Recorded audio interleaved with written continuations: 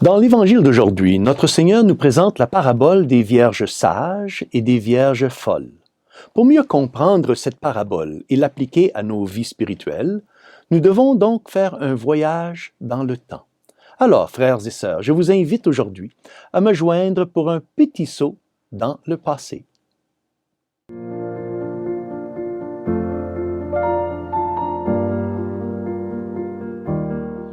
Au nom du Père, et du Fils, et du Saint-Esprit. Amen. Chers frères et sœurs, Salve Maria, et bienvenue au commentaire de l'Évangile pour ce dimanche.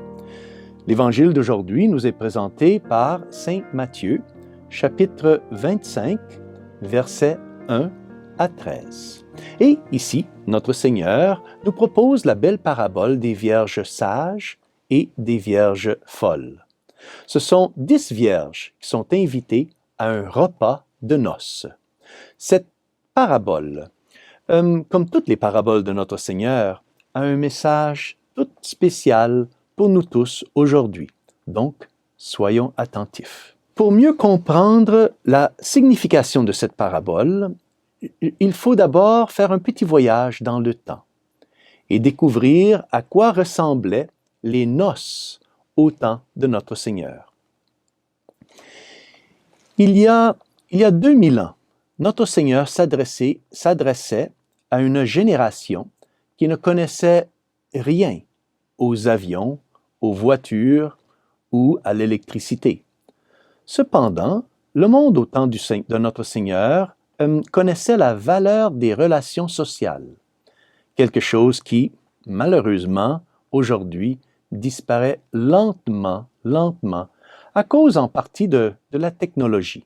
En effet, aujourd'hui, on retrouve souvent des gens assis ensemble, mais chacun comme parlant à son cellulaire, à son téléphone. Hélas, oui. L'intelligence artificielle a malheureusement remplacé nos relations humaines et sociales. Je vous invite donc à quitter toutes ces merveilles très bizarres du monde moderne et à vous imaginer dans le monde ancien du temps de notre Seigneur. À cette époque, l'un des événements les plus importants d'une ville ou d'un village était un mariage. Et oui, un mariage était un phénomène extraordinaire et les préparatifs d'un mariage commencèrent souvent des mois et voire des années à l'avance.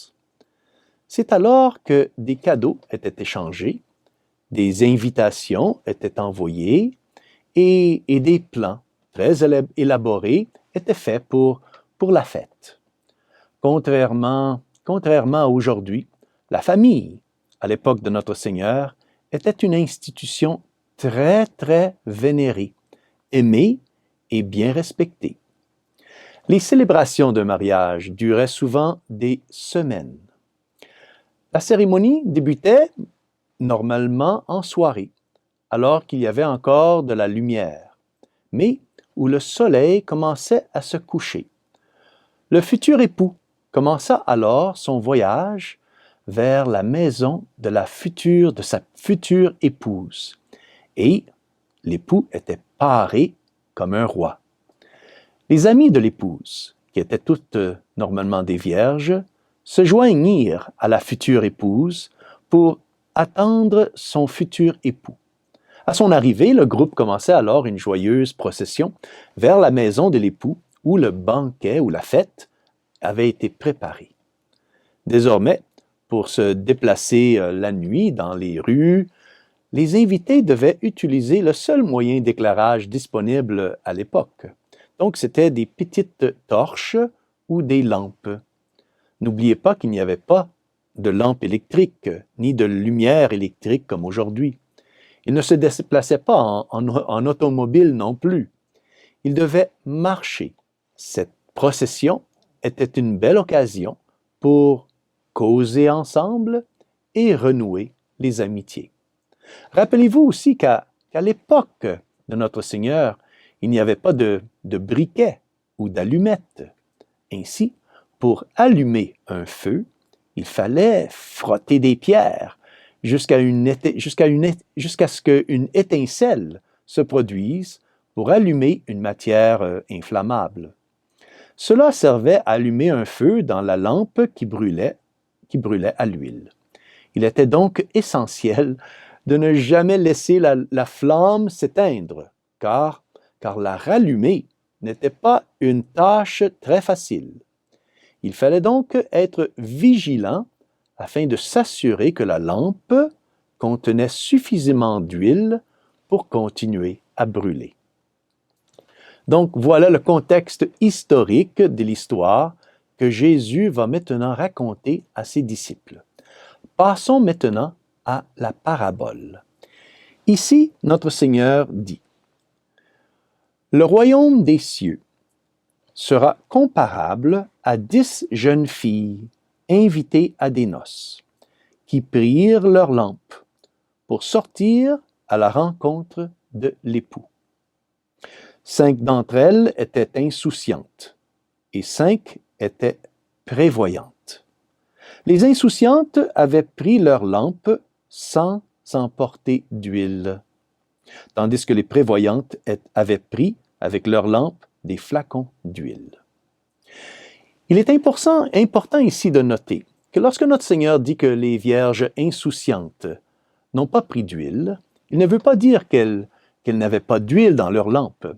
Notre Seigneur veut dire ici qu'elles ont pris leurs lampes avec de l'huile, mais elles ont pris les lampes avec l'huile que la lampe contenait à ce moment. Comme ils devaient faire un long voyage pour aller à la rencontre de l'époux et qu'il était possible que l'huile s'épuise avant leur arrivée, elles auraient dû prendre une provision, supplémentaire d'huile. C'est ce qu'ont fait les vierges prévoyantes, les vierges sages. Mais essayons de comprendre cette parabole. Donc, d'abord, que signifie l'huile dans ces lampes? Et que signifient les lampes, et bien sûr, dans cette parabole? Donc, c'est saint Augustin qui dit que l'huile symbolise la vertu de la charité ou de l'amour de Dieu. C'est la plus grande de toutes les vertus et même la condition pour obtenir tout mérite dans notre vie spirituelle. Nous pouvons pratiquer toutes les vertus, même être innocents comme les anges. Mais si nous n'avons pas l'huile de la charité, alors nos vertus ne valent rien. Saint Augustin ajoute encore: les lampes sont nos cœurs, que nous devons remplir de l'huile de la charité pour que sa flamme ne s'éteigne jamais. L'époux, l'époux ici, c'est le Christ qui vient juger nos âmes lorsque nous quitterons cette vie. Les vierges prévoyantes, les sages, sont celles qui préparaient leur voyage vers l'éternité avec l'huile abondante de la charité. Or, les vierges insouciantes, les vierges folles, sont celles qui sont une image parfaite de ces âmes médiocres et tièdes que le monde abonde, malheureusement. Ils n'ont pas un grand amour pour Dieu. Et oui, ils disent qu'ils aiment Dieu, bien sûr, mais leur amour pour Dieu est calculé. Leur amour pour Dieu est juste suffisant pour ne pas finir par aller dans cet endroit éternellement inconfortable qu'on appelle l'enfer. Ils ont calculé qu'il est plus sûr de rester dans l'amitié de Dieu que de risquer l'enfer. Eh bien, ces âmes-là, frères et sœurs, se trompent. L'amour pour Dieu n'a pas de limite. Et si quelqu'un met des limites à son amour, alors ça, ce n'est pas de l'amour, mais de l'égoïsme. C'est saint Bernard de Clairvaux qui dit que la mesure d'aimer Dieu, c'est de l'aimer sans mesure. Lorsque quelqu'un calcule son amour envers Dieu, ce n'est pas Dieu qu'ils aiment, mais c'est eux-mêmes. Ils prétendent aimer Dieu, mais simplement pour ne pas être condamnés à l'enfer. Mais quelqu'un pourrait me dire: Père Bandet, au moins ces gens-là, les médiocres, les tièdes, au moins ces gens-là ont encore la foi. Oui, c'est vrai, ils ont la foi. Mais, frères et sœurs, la foi ne suffit pas pour être sauvé. Le diable, lui, a la foi et il est en enfer.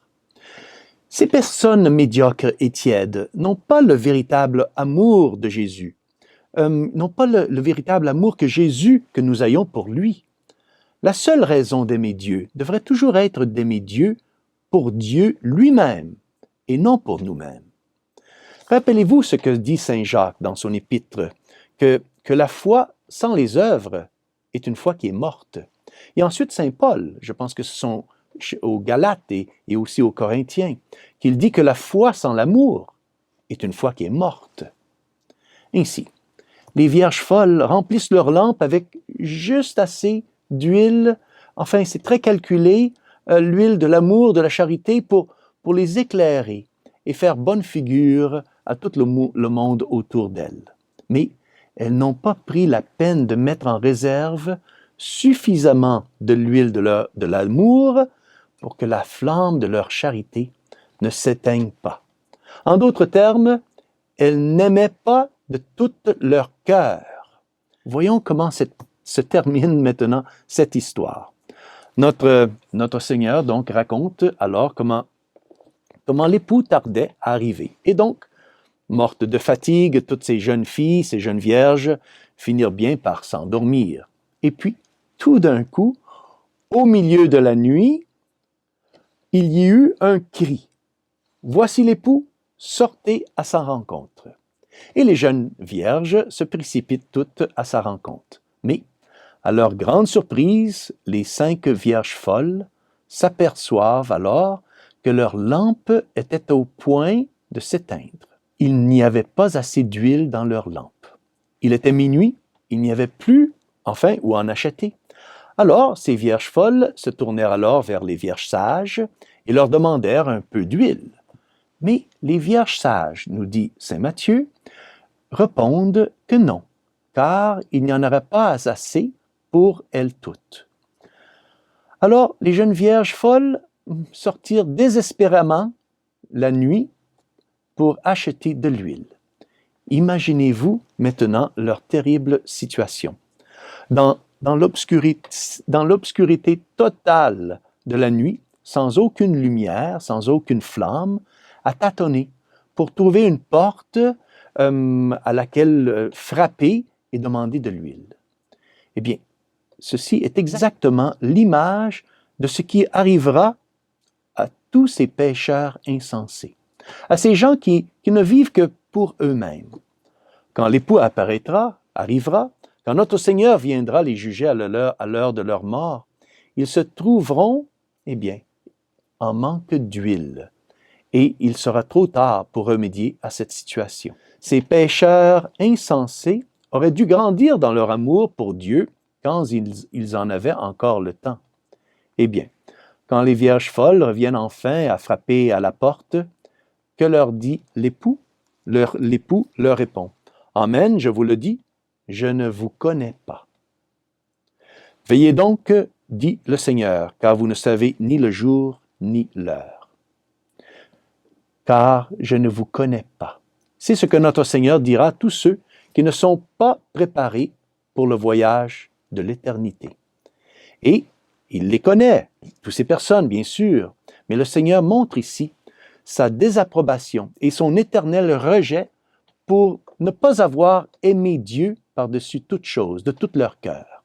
Ceci est très similaire à un autre événement dans l'Évangile où notre Seigneur dit aux pécheurs impénitents, il leur dit ceci, « Allez-vous-en loin de moi, vous les maudits, dans le feu éternel préparé pour le diable et ses anges. » Dieu est miséricordieux, mais il est aussi juste. Ceci est l'histoire de l'humanité. Heureusement, nous voyons souvent des vierges sages qui remplissent leur lampe d'huile, de l'huile de l'amour pour Dieu et attendent généreusement l'arrivée de l'époux.